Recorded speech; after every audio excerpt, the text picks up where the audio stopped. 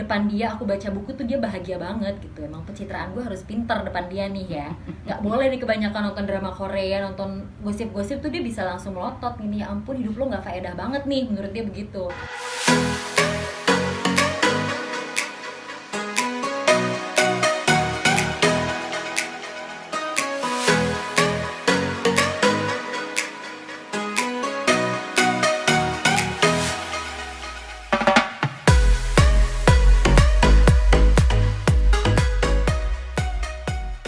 Awal mula lari itu 3 tahun lalu, momennya abis melahirkan anak kedua.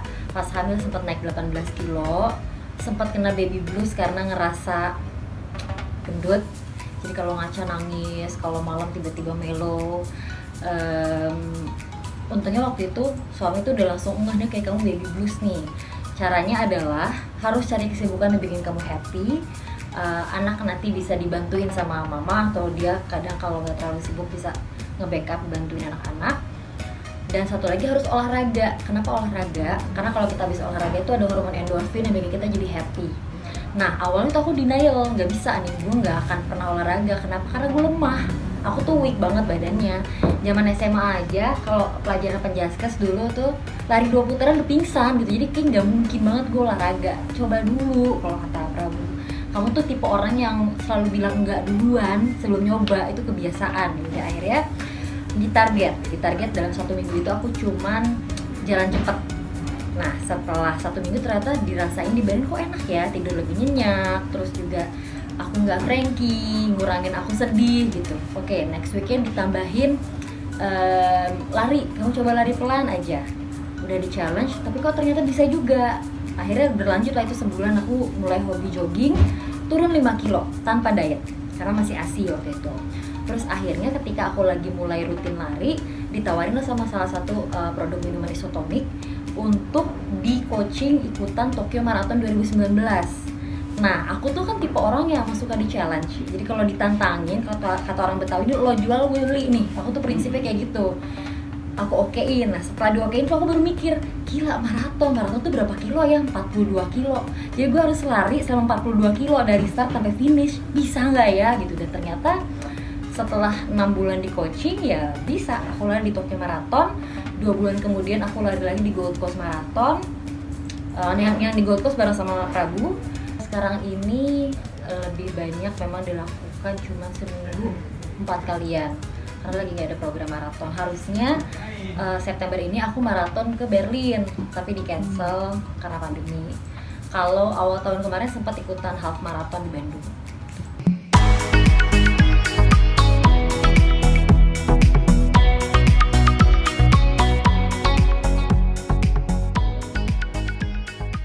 Manfaatnya bisa makan banyak tanpa gendut. Karena memang aku hobi makan, suka banget makan, suka banget ngemil. Nah lari itu bener-bener bikin aku jadi lebih menikmati hidup, lebih mensyukuri apa yang Allah kasih. Jadi menurut aku olahraga itu adalah cara kita bersyukur, cara kita menghargai diri sendiri, cara mengapresiasi diri lewat olahraga. Kita tahu jam berapa harus tidur, karena kalau mau olahraga itu tidur harus cukup 8-9 jam. Terus hidrasi harus banyak, terus makan terkontrol, karena kalau kita udah rutin lari olahraga makan terlalu berantakan tuh ada perasaan bersalah. Dan jadi semenjak lari itu hidup lebih tertata dan lebih punya target.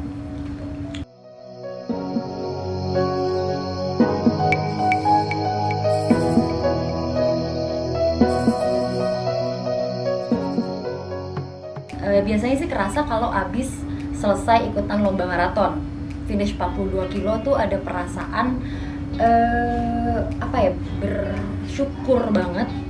Mungkin orang-orang bilang lu ngapain sih, lu bukan atlet, lu nggak bakal dapat medali bisa finish gitu. Tapi justru itu harus dirasain sendiri, nggak bisa diceritain, karena memang perasaannya tuh ngerasa jadi juara ketika udah finish. Bahagianya tuh luar biasa gitu. Semakin cinta sama Allah, semakin ngerasa kalau kita tuh cinta juga sama diri sendiri. Kalau selama ini kita underestimate sama diri sendiri, kita sering pesimis sama diri sendiri, tapi setelah mulai rutin lari, aku lebih bicara sama diri sendiri dan tahu apa sih yang diri gue mau nih gitu.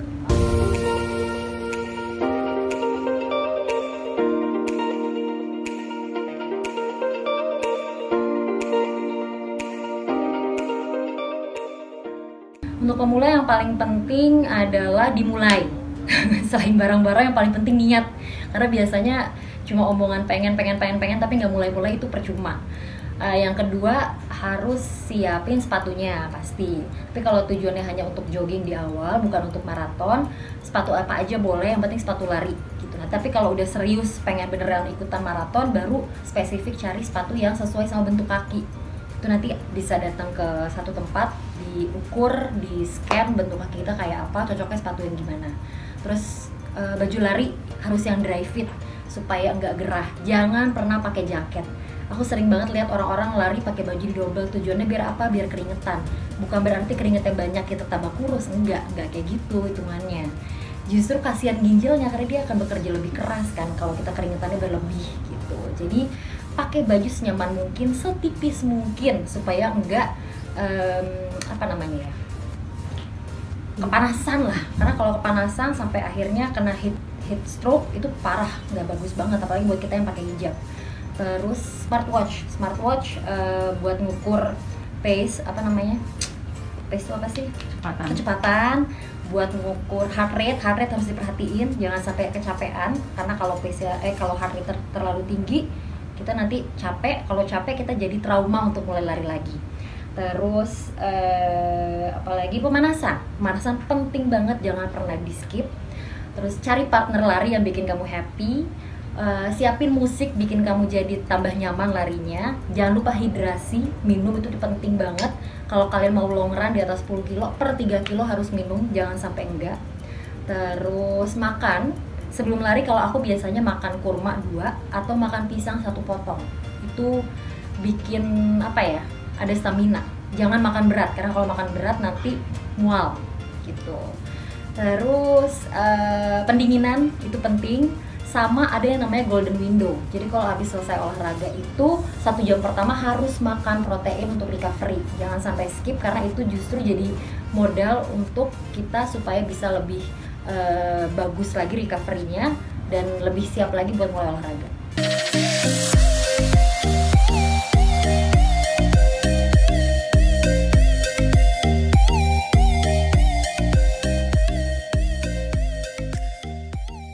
Target yang realistis. Kadang tuh orang udah yang oke, gue mau lari supaya bisa turun 10 kilo dalam 1 bulan. Nggak mungkin. Realistisnya misalnya gini, pasang target 1 minggu aku harus bisa lari 3 kali. Misalnya 5 kilo aja gitu. Jadi jangan terlalu muluk-muluk tiba-tiba pengen langsung 10 kilo, 20 kilo, nggak. Itu yang ada nyiksa diri sendiri. Terus belum lagi bikin kita jadi tambah stres. Jadi baiknya emang bikin target yang sesimpel mungkin. Kalau kita bisa achieve, itu bikin kita jadi semangat larinya. Terus harus sering-sering kasih reward diri sendiri. Misalnya aku kalau dalam 1 minggu bisa finish sampai 30 kilo, itu aku pengen makan nasi padang. Nah itu jadi reward buat diri aku. Terus akhirnya kalau udah kesampaian, next weeknya mikir lagi, oke, next week gue mau makan all you can eat kalau gue udah bisa lari 40 kilo dalam 1 minggu. Itu bikin jadi lebih happy dan lebih semangat.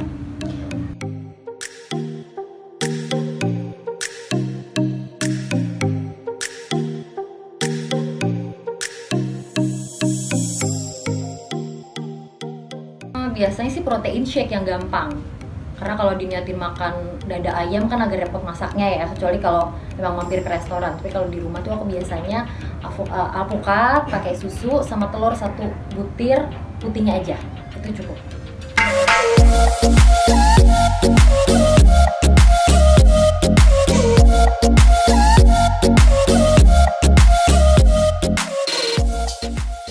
Mungkin awal-awal nikah sih kaget. Prabu kaget dengan ceplas-ceplosnya aku kaget dengan diemnya Prabu. Tapi setelah 4 tahun nikah, sama-sama adjustment nih, kita punya visi misi yang sama. Mau sama-sama sampai tua, sampai ajal yang misahin insya Allah.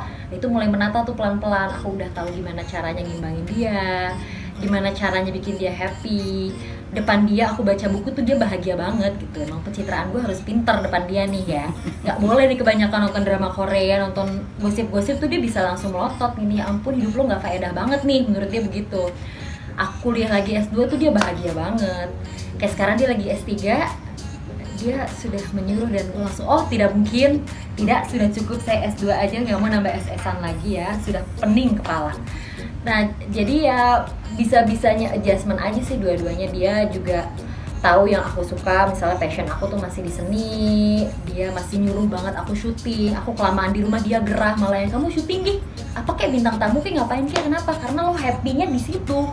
Kalau lo diem aja di rumah, lo mumet tuh kelihatan gitu. Jadi dia nggak suka ngeliat aku so cantik dulu tuh, dia nggak demen. Mendingan lo berkarya, bercanda-bercanda tuh dia demen gitu. Justru memang dia tahu akunya rame, aku tahu dianya diem, nah itu yang bikin klop.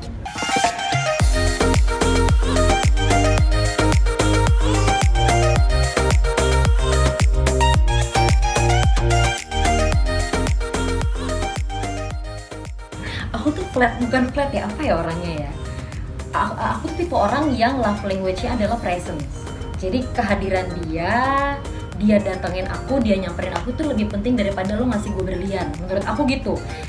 Pernah satu momen dia beliin aku sepatu dan aku lupa kalau itu dia yang beli. Itu sampai dia, nggak tahu itu sakit hati atau bukan, tapi dia sedih banget karena menurut dia aku nggak inget apa yang dia beli. Tapi emang aku tipe orang yang nggak terlalu mentingin materi. Gue tuh lebih suka lo hadir, lo nemenin, itu bikin aku happy. Nah kalau tragedi nangis itu gara-gara itu tadi yang sepatu. Jadi dia nanya, mana sepatu yang aku beliin, kapan kamu beliin sepatu? Ya Allah, 2 bulan lalu aku beliin kamu sepatu. Enggak, aku nggak ngerasa. Itu dia sampai sedih banget karena menurut dia gue jalan ke mall nyari sepatu, gue beliin, gue kasih, dan aku waktu itu yang nggak tahu itu acting atau enggak, aku yang ya ampun makasih banget, bagus, aku suka, ditaruh, udah, terus gue lupa dan belum pernah gue pakai. Itu dia sedih banget sih, maaf ya.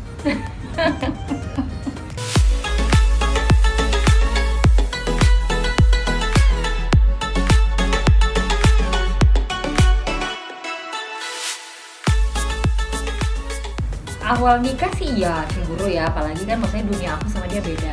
Aku di entertainment kayak gini pergaulannya, dia dunia pemberitaan yang serius dan didominasi oleh perempuan-perempuan cantik, intelektual, pose eksekutif gitu ya. Secara gue yang belak-belakan gini itu sempat awal-awal insecure, sempat awal-awal yang oh kamu lebih nyaman sama teman-teman kamu, oh makanya kamu lebih suka di kantor karena ngobrol sama mereka nyambung, kalau sama aku bercanda mulu.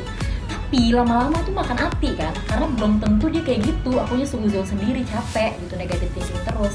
Akhirnya setelah 3-4 tahun pernikahan, udah aku mulai merubah mindset, merubah sudut pandang. Kalau aku percaya sama dia sepenuhnya, ya udah, aku nggak perlu lagi deh tuh curigaan sama orang-orang di sekelilingnya gitu. Jadi udah sekarang lebih santai aja sih. Malah teman-teman gue yang rame, kok lo nggak bolehin sih,